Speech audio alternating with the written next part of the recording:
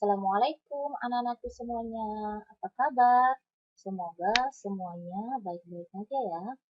Nah, alhamdulillah bertemu lagi dengan Ibu Ana pada pembelajaran agama Islam bab 1 semester 1. Nah, sebelum kita mulai, kita perkenalan dulu ya. Ibu memperkenalkan diri Ibu dulu, mungkin sudah ada yang kenal. Karena mungkin waktu di kelas 5 kalian tidak bertemu dengan Ibu, jadi mungkin ada baiknya Ibu memperkenalkan diri dulu ya. Kan ada pepatah yang mengatakan, tak kenal maka tak sayang. Nah, inilah Ibu Ana. Nama lengkap Ibu, Mas Dana Masyhur SPDI, kalian panggil Ibu Ana. Jangan panggil Ibu Agama ya. Kalau ada yang panggil Ibu Agama, Ibu pasti tidak akan menoleh. Ya, cukup panggil Ibu dengan Ibu Ana. Lahir di Lebesi itu di Kota Sopeng, 11 April 1981. Fakultas Tarbiyah, Yayan Alauddin Makassar. Nah, Ibu tinggal di belakang pom bensin Haji Bidin. Jadi kalau anak-anakku ada yang kurang jelas atau ada yang ingin ditanyakan, boleh datang ke rumah Ibu bertanya. Ibu terbuka aja. Ini nomor telepon Ibu ya. Nah, boleh dicatat emailnya. Ini bisa. Oke. Sampai di situ perkenalan Ibu. Selanjutnya, sebelum kita memulai pelajaran bab 1, alangkah baiknya kalau kita memulai segala kegiatan itu dengan berdoa. Kenapa kita harus berdoa, anak-anak? Supaya apa yang kita lakukan hari ini dapat diberkahi oleh Allah dan ilmu yang kalian dapatkan juga dapat bermanfaat. Ya, jangan masuk telinga kanan, keluar telinga kiri. Kita mulai berdoa ya. Ibu pandu doanya. Ayo kita berdoa sama-sama, diangkat tangannya ya. Bismillahirrahmanirrahim. Raditu billahi rabba wa bil islami dina wa bi Muhammadin nabiyyan wa rasula. Rabbi zidni ilman warzuqni fahman. Artinya, kami ridai Allah sebagai Tuhanku, Islam sebagai agamaku, dan Nabi Muhammad sebagai Nabi dan Rasulku. Ya Allah, tambahkanlah kepadaku ilmu, berikanlah aku pemahaman yang baik. Amin ya Rabbal Alamin. Nah, setelah itu kita lanjut. Hari ini kita akan masuk pada pelajaran pertama, yaitu indahnya saling menghormati. Ya, boleh dicatat-catat ya anak ya. Nah, adapun KD, kompetensi dasar yang akan kita pelajari pada hari ini, yaitu KD 3.4 tentang memahami makna al-kafirun dengan benar. Nah, tentunya anak-anakku sudah ada yang sering mendengarkan surah Al-Kafirun ya, atau bahkan sudah ada yang menghafal. Ya, ini kita akan pelajari tentang surah Al-Kafirun. Nih, ya. Berikutnya lafal surah Al-Kafirun. Silakan diperhatikan. Nah, ini misalnya ya. Tapi sebelumnya Ibu mau tanya dulu. Kalian sudah bisa membaca Al-Quran? Masih ada yang Iqra? Belum bisa membaca Al-Quran secara langsung? Ya. Kalau masih ada yang, apalagi ini kalian sudah kelas 6 ya. Jadi Ibu harapkan semuanya sudah harus bisa membaca Al-Quran.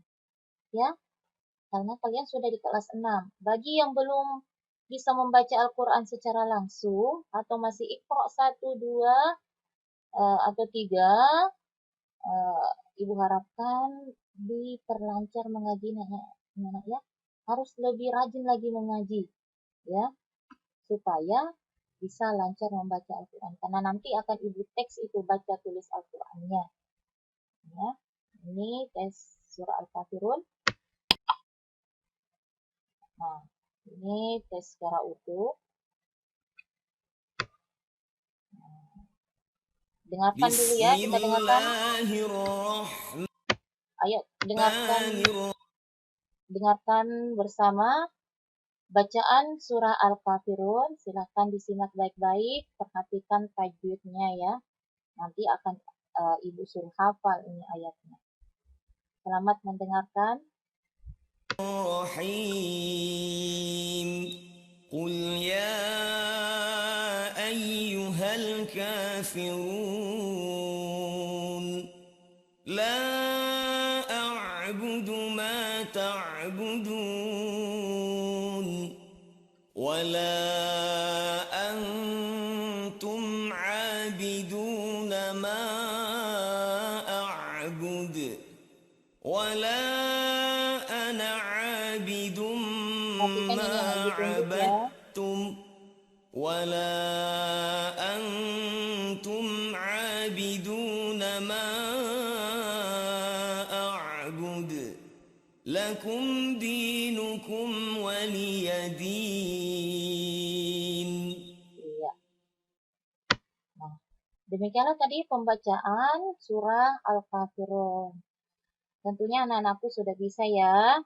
Nah, itu tadi bacaan sesuai dengan tajwid, panjang pendeknya juga harus diperhatikan nanti pada saat membaca surah Al-Kafirun ya.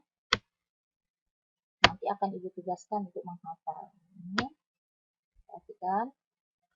Nah, surah Al-Kafirun adalah surah yang ke-109 dalam Al-Quran. Catat itu ya, yang terdiri dari 6 ayat. Surah Al-Kafirun mengisyaratkan tentang pupusnya harapan orang-orang kafir Quraisy Mekah zaman itu terhadap dakwah Nabi Muhammad SAW. Nah, itu makna dan kandungannya ya. Selanjutnya, Nabi Muhammad SAW tidak mau mengikuti tata cara beribadah orang-orang kafir Quraisy. Mereka dipersilahkan beribadah menurut ajaran agamanya sendiri. Nah, ini bagian D, sekilas pengenalan tentang surah Al-Kafirun. Sama tadi seperti di atas ya. Cuma ini tinggal pemantapannya aja. Surah Al-Kafirun adalah surah yang ke-109. Jumlah ayatnya ada 6 ayat. Jadi nanti kalau ada pertanyaan, surah keberapa kah surah Al-Kafirun itu dalam Al-Quran? Berarti jawabannya surah yang ke-109. Ada berapa ayat? Berarti ada 6 ayat. Surah Al-Kafirun mengisyaratkan tentang pupusnya harapan orang-orang kafir Quraisy Mekah zaman itu terhadap dakwah Nabi Muhammad SAW. Nabi Muhammad SAW tidak mau mengikuti tata cara ibadah orang-orang kafir. Mereka dipersilakan beribadah menurut ajaran agamanya sendiri. Surah Al-Kafirun tergolong surah Makkiyah karena diturunkan di kota Mekah. Seandainya surah Al-Kafirun itu diturunkan di kota Nunukan, maka namanya bukan Makkiyah lagi namanya, tetapi surah Nunukiyah.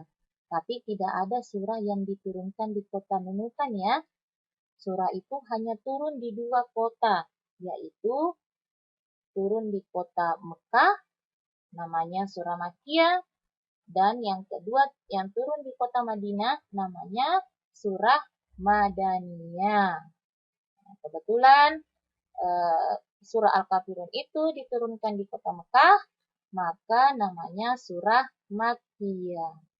Ingat itu ya anak-anak semuanya ya.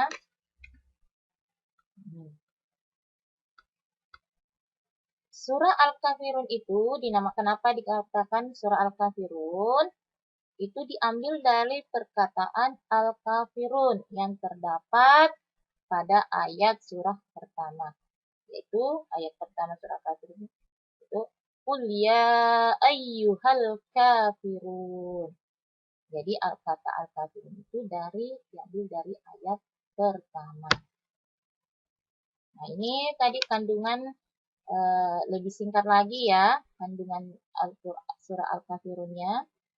Itu menerangkan bahwa Nabi Muhammad SAW tidak mau mengikuti tata cara ibadah orang-orang kafir di zamannya. Orang-orang kafir dipersilahkan beribadah sesuai tata caranya sendiri dan kaum muslimin juga demikian. Nah, itu kandungannya secara singkat. Boleh kalian kembangkan nanti dengan mencari sumber-sumber lain ya. Nah, ini tugasnya untuk hari ini adalah silahkan kalian, anak-anakku semua, membuat poster. Tahu poster berupa gambar-gambar. Cari gambar-gambar yang menunjukkan tentang toleransi antar umat beragama. Ya, boleh kalian gambar sendiri atau kalian gunting dari surat kabar, koran, majalah tentang toleransi antar umat beragama ya. Bagimu agamamu, bagiku agamaku. Nah, boleh kalian tulis-tulis kata-kata seperti ini dalam gambar itu. Bagimu agamamu, bagiku agamaku. Hargai umat lain beribadah, hidup rukun, beragama, toleransi yes, saling sembah no.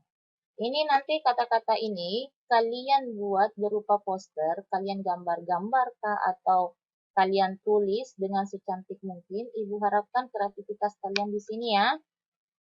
Buat dalam satu kertas, boleh ditulis digambar di karton atau di kertas HPS. Kalau sudah, kalian foto, nanti kirim ke classroom atau ke WA pribadi ibu, bisa. Mana yang lebih nyaman aja buat kalian. Yang jelas ketika kalian mengirim tugas, pasti nilainya akan masuk. Kecuali kalau tidak mengirim tugas, berarti ibu anggap tidak hadir pada saat itu. Dan tentunya tidak ada nilainya ya nak ya. Kemudian,